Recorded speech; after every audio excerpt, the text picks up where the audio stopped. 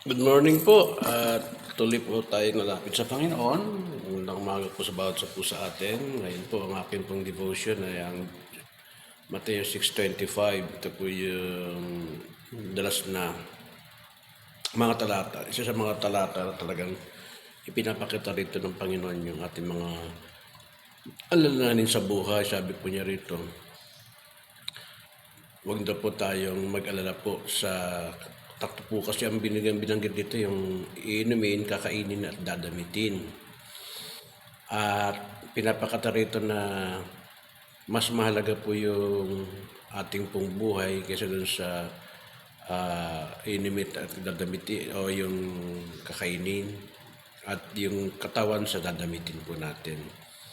Ang magandang bagay po na makita natin ito mga kapatid ay hindi naman po binanggit ng Diyos na hindi tayo intindi po no, sa pagkain, sa dadamitin at sa namang bagay na kailangan para mabuhay.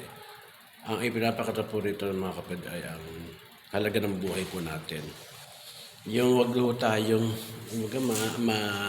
matangled, ibig sabihin yung matali doon sa ganung bagay na ginagawa natin. Kaya naman ang nangyayari, sa kakaintindi po natin, sa kakahanap natin, sa kaka-concern natin dun sa ganung bagay, minsan nalilimutan po natin na mayroong Diyos na masigit nakakaalam.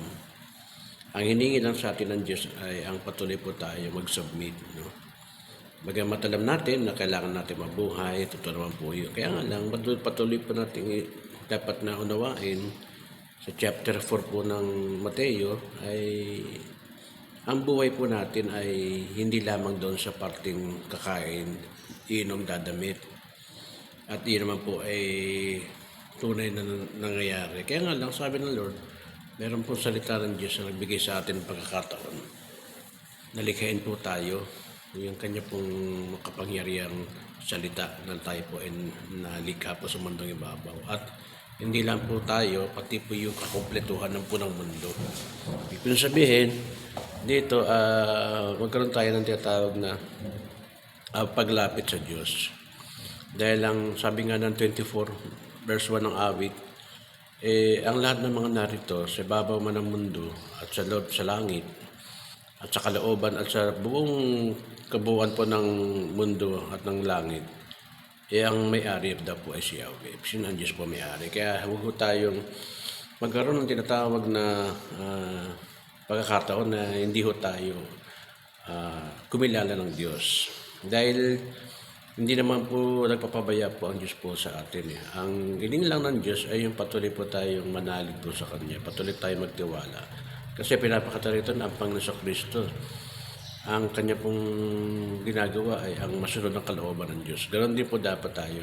Dahil kung sundin natin ang kalooban ng Diyos, lalapit tayo sa Kanya. Hindi po sinungaling ang Diyos, tapat po ang Diyos para po tugunan po ang ating mga pangangailangan. Salamat po.